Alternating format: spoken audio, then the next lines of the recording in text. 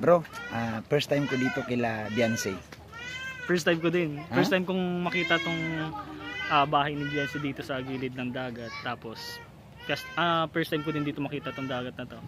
Sobrang ganda. Ako bro, ang napansin ko bro, hindi ako makapaniwala na sa isang payak na lugar, no? Sa isang simpleng lugar. Kasi makita mo ang bahay nila bro, ganun lang kasimple. Di ba? Sobrang simple lang. Simple lang, sa madaling sabi. At sobrang delikado. At saka sa madaling sabi ko, salitang, kumbaga, mahirap talaga ang kalagayan. Dito lang pala bro, makikita ang isang kagandahan ni Beyonce. Bro, pagkakita ko pa lang kay Edo, tas Beyonce, nagkatinginan pa lang sila.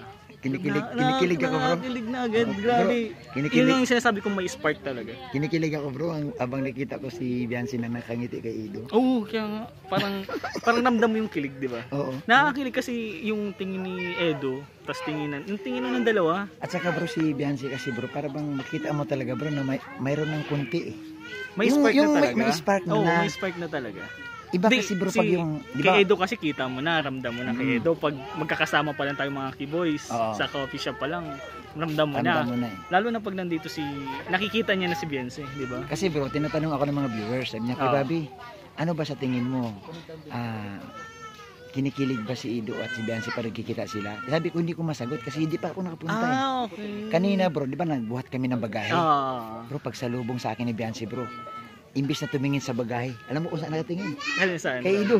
Ay, grabe. Yun nga yung... sinusundan ko bro yung mukha ni Beyonce. Kita ko bro talagang, sabi ko, ay may something ito.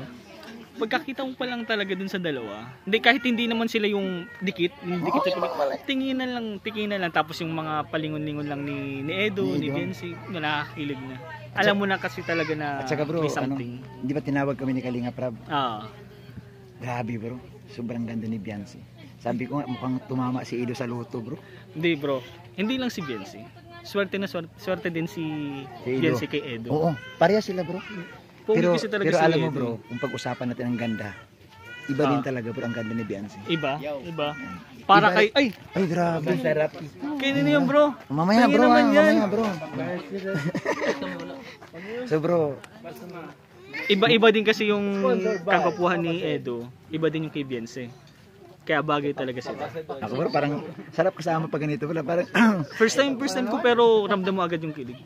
Grabe bro, no? First time natin. Pero iba yung experience natin. Ano? Ganda, galing. Ito bro ha, tabihin na natin. Kahit sabihin natin tanghali na, pero pagkaramdam natin parang ang bilis ng oras eh. Parang gusto natin, wag mo nang gumalaw yung oras. Oo, totoo. Yung pag kinitingnan mo pa din yung dalawa na nag-uusap, di ba? Parang may something na talaga. Di mo naman masasabi mo na pero hindi mo pa pwedeng sabihin. Bro, totoo kaya bro na sabi ng ibang keyboards na mukhang si Edo daw lagi daw nakatawa, lagi daw masaya. Blooming si Edo. Pag nakikita ko si Edo pagdating sa coffee shop, kahit pawisan na, blooming pa rin siya. Anduda ko nga bro, baka naman kahit tulog si Edo nakangiti. Pwede. Ang gawin natin, punta natin sa bahay ng gabi, tapos picturean natin ng solo. Wag natin papaalam. Kaya secret lang po yun. Sa sitwasyon bro, mukhang bro alam ko lang, hindi ko lang alam pero ako may duda ako talaga na mukhang konti na lang talaga mukhang parang sila na nga ewan ko lang ha, duda ko lang yun bro. Duda ko lang. Hindi, sa pag nakikita mo kasi yung dalawa, parang sila talaga. Pero syempre, yung respeto ni Edo kasi, nandun talaga. Pero bro, tayo bro, nakaranas naman tayo ng panliligaw, di ba? Dumaan tayo dyan.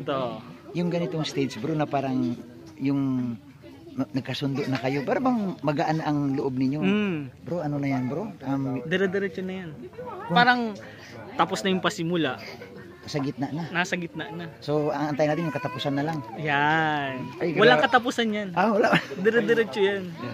EDSI lang sa kalam talaga. So, kaya sinasabi nila lagi, EDSI sa kalam. Yan. So bro, ang ganda din naman ng maliban kila EDSI, no? Pag-usapan natin yung lugar. Ang ganda rin bro kasi nagharap sila ng dagat. Totoo. Ayan mga kapatid.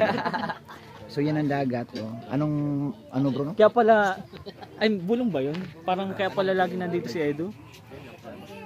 Ala. Sorry. Bulong. Bakit mo Bakit? Kasi Hindi, wag mo sabihin na lagi dito. yung makita mo ba araw-araw yung paligid na to? Yung dagat. Bro, Makita mo sa totoo lang bro, ito yung lugar bro na bagay kay Edo at kay Idsi na mag-uusap bro sa tabing dagat. Totoo. Yung bang kailangan nilang magsulo? Yung heart Heart to heart to. to. Oo. Tapos naglalakad. Pwede silang magdala ng merinda doon sa tabing Oh, dagat. good. Yun naman po hinahanap natin eh. Totoo, Di ba? Yung bang walang disturbo. Yan. Yung walang ato, walang yoyo. Yun, ganoon bro. Wala- Kasi si Ato at si Yuyo, walang ginawa, puro lang yung... Buti ngayon, walang ato. Kailan naiwan si Yuyo eh. Ay, mas malala pala si Yoyo. Eh si Yuyo mukhang gusto niyang gampanan din si Ato eh. Parang yoyo, ato, and friends. Oo, Wala na, yoyo na lang. Yoyo na lang. buti, ano ka bro, dito? pinigilan ko. Pinigilan mo Kasi nag-uusap yung dalawa, mangingialam na naman si Yuyo. Eh doon nga Patay doon sa tayo. ibang lab team bro, nangialam na siya eh. Oo. Di ba maraming ba't nyo pinigilan? Ba't nyo disturbo eh. Ngayon bro, disturbo na naman si Yuyo. Kinausap mo din yung dalawang yan, si Ato. Si Ato kasi, bata yan, Ah. kaya okay lang. Si Yuyo, Eh ang problema bro si Yuyo, mukhang pasaway din eh. pasawain masyado. Instead bro na pigilin si Ato, Yun pa yung Kasi muno din siya eh. pinush Oo, pa niya si pinush Ato. pa. Oo. Oo. Siyempre, si Ato kasi ang leader dyan eh, si Oo, Ato. oo. Siyempre, kung anong gusto ni Yoyo, dire-diretso lang. Oo, oo, oo. Kaya si Ato, ay si Yoyo, alam mo mabuti na. na lang bro, wala si Ato. At sabi nga nila nagtampo daw, pero hayaan mo, ano din, ma-realize niya rin na kailangan siya dito. Oo. Kaya bro, pag napanood mo to, Mm-mm. tatlong love team, Wala. masasabi ka, wala ka. Wala ka. Sayang bro. Bro, wag mo. Sorry, bro, sorry. Wag mo ingkitin bro. Tapos ano pa bro, pagkatapos daw nito bro, mayroon tayong gagawin, maglalaro tayo. Ay, Oh, Bro, wag mo ingkitin, bro. wag mo sabihin sa kanya. sorry talaga, sorry. Oo. Tapos bukas meron pa. Mayroon pa. Si Nel magpapalaro. Ay, Si Nel magpapalaro. Si ano pa, mayroon pa bro, mga 4 na tournament to bro na wala siya. Bro, sa sunod, iwan mo yung ganito mo para ako na lang yung susuot. Okay? Ayan. Ha? Ato, baka may extra ka dyan, iiwan mo sa kasi kung wala ka, Ako muna. kami ng 3. Malapit lang naman yung mukha namin ni Oh, Kwababi. malapit lang yan bro, isang paligo lang ang lamang ko sa kanya. Oo. Ay, grabe. Ayan bro, message bro sa obserbasyon mo dito sa lugar nila Beyonce.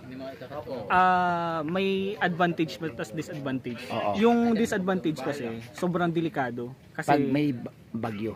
bagyo, sobrang lapit lang ng bahay ni Yense sa dagat. Kapag tumaas yan, high Ano tide. bro, ano na talaga ulit, dagat na itong Oo, dagat na kasi to. pag malakas ang tubig. Kawawa Pag naman malakas sila. ang tubig niya, sampa dito. Kaya, Sa bahay.